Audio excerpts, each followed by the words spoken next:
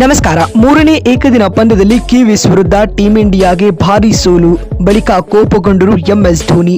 ನಂತರ ತಂಡದ ಸೋಲಿಗೆ ತಿಳಿಸಿದರು 3 ದೊಡ್ಡ ಕಾರಣಗಳನ್ನ.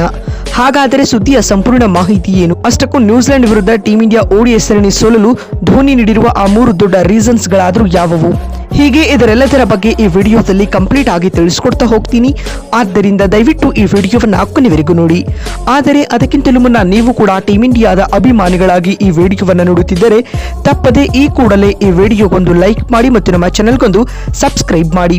ಹೌದು, ಕಿವೀಸ್ ವಿರುದ್ಧ ತವರಿನಲ್ಲಿ ನಡೆದ 3 ಪಂದ್ಯಗಳ ಏಕದಿನ ಸರಣಿಯನ್ನ ಟೀಂ ಇಂಡಿಯಾ 2-1 ಹೀನವಾಗಿ ಕೈಚೆಲ್ಲಿದೆ ಸ್ನೇಹಿತರೆ. ಇದರೊಂದಿಗೆ ತವರಿನಲ್ಲಿ ಕಿವೀಸ್ ವಿರುದ್ಧ ಮೊದಲ ಬಾರಿಗೆ ವೈಟ್ ಬಾಲ್ ಸೀರೀಸ್ ಸೋತ ಹೀನ ದಾಖಲೆಯನ್ನ ನಿರ್ಮಿಸಿದೆ. ಇನ್ನು ಇದಕ್ಕೂ ಮುನ್ನ ಇಂದೋರ್ನ ಹೋಲ್ಕರ್ ಸ್ಟೇಡಿಯಂನಲ್ಲಿ ನಡೆದ ಸರಣಿಯ 3ನೇ ಮತ್ತು ಸೀರೀಸ್ನ ಡಿಸೈಡರ್ ಪಂದ್ಯದಲ್ಲಿ ಟಾಸ್ ಸೋತು ಮೊದಲು ಬ್ಯಾಟಿಂಗ್ ಮಾಡಿದ ನ್ಯೂಜಿಲೆಂಡ್ ಆರಂಭಿಕ ಆಘಾತದ ಹೊರತಾಗಿಯೂ ಡ್ಯಾರೆಲ್ ಮಿಚೆಲ್ ಹಾಗೂ ಗ್ಲೆನ್ ಫಿಲಿಪ್ಸ್ ರವರು ಆಡಿದ ಸ್ಫೋಟಕ ಶತಕದ ಇನ್ನಿಂಗ್ಸ್ ನೆರವಿನಿಂದಾಗಿ ನಿಗದಿತ 50 ಓವರ್ಗಳಲ್ಲಿ 8 ವಿಕೆಟ್ ಕಳೆದುಕೊಂಡು 337 ರನ್ ಕಲೆ ಹಾಕಿತು. ತಂಡದ ಪರ ಡ್ಯಾರೆಲ್ ಮಿಚೆಲ್ 137 ಹಾಗೂ ಗ್ಲೆನ್ ಫಿಲಿಪ್ಸ್ 106 ರನ್ ಬಾರಿಸಿ ಟಾಪ್ 2 ಸ್ಕೋರರ್ ಎನಿಸಿಕೊಂಡರು. ಇತ್ತ ಹರ್ಷಿತ್ ರಾಣಾ ಮತ್ತು ಅರ್ಶ್ದೀಪ್ ಸಿಂಗ್ ತಲಾ 3 ವಿಕೆಟ್ ಪಡೆದುಕೊಂಡರು. ಇದರೊಂದಿಗೆ ಸರಣಿ ಗೆಲ್ಲಲು 338 ರನ್ಗಳ ಬೆಟ್ಟದಂತಹ ಗುರಿಯನ್ನು ಬೆನ್ನಟ್ಟಿದಂತಹ ಟೀಂ ಇಂಡಿಯಾ ಪವರ್ ಪ್ಲೇನಲ್ಲಿ 4 ವಿಕೆಟ್ ಕಳೆದುಕೊಂಡು ಸಂಕಷ್ಟಕ್ಕೆ ಸಿಲುಕಿಕೊಂಡಿತು. ಇನ್ಫ್ಯಾಕ್ಟ್ 71 ರನ್ಗಳಿಗೆ ತಂಡದ ಟಾಪ್ ಆರ್ಡರ್ ಬ್ಯಾಟ್ಸ್ಮನ್ಗಳು ಪೆವಿಲಿಯನ್ ಸೇರಿಕೊಂಡಿದ್ದರು. ಅದ್ಯಾಗೂ ಎದೆಗುಂದದೆ ಬ್ಯಾಟ್ ಬೀಸಿದ ವಿರಾಟ್ ಕೊಹ್ಲಿ ಸ್ಫೋಟಕ ಶತಕ ಸಿಡಿಸಿ ಕೊನೆಯವರೆಗೂ ಗೆಲುವಿಗಾಗಿ ಹೋರಾಟ ನಡೆಸಿದರು. ಇವರಿಗೆ ಸಾಥ್ ನೀಡಿದ ಹರ್ಷಿತ್ ರಾಣಾ ತಮ್ಮ ಓಡಿಐ ವೃತ್ತಿ ಬದುಕಿನ ಮೊದಲ ಹಾಫ್ ಸೆಂಚುರಿ ಸಿಡಿಸಿದರು. ಈ ಮಧ್ಯೆ ನಿತೀಶ್ ಕುಮಾರ್ ರೆಡ್ಡಿ ಕೂಡ 52 ರನ್ಗಳ ಕ್ಯಾಮಿಯೋ ಇನ್ನಿಂಗ್ಸ್ ಆಡಿದರು ಅಂತ ಹೇಳಬಹುದು.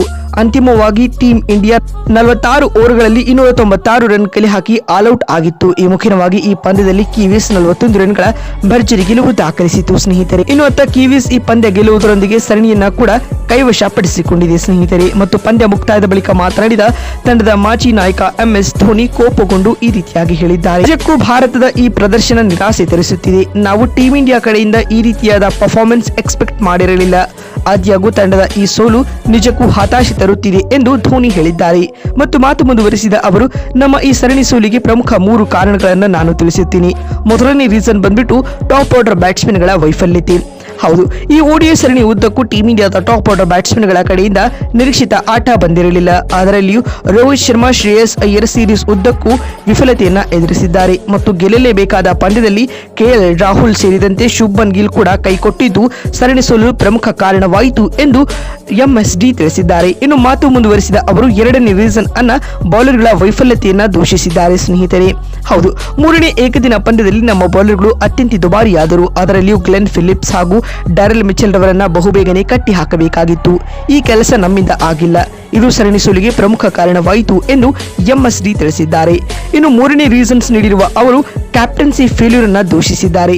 ಹೌದು, ಶುಭ್ಮನ್ ಗಿಲ್ ಓರ್ವ ಯುವ ನಾಯಕ. ಆತನ ಬಳಿ ಇನ್ನೂ ಕೂಡ ಕ್ಯಾಪ್ಟನ್ಸಿ ಮೆಟೀರಿಯಲ್ ಇಲ್ಲ. ಹೀಗಾಗಿ ಭಾರತ ಈ ಸರಣಿ ಸೋತಿದೆ.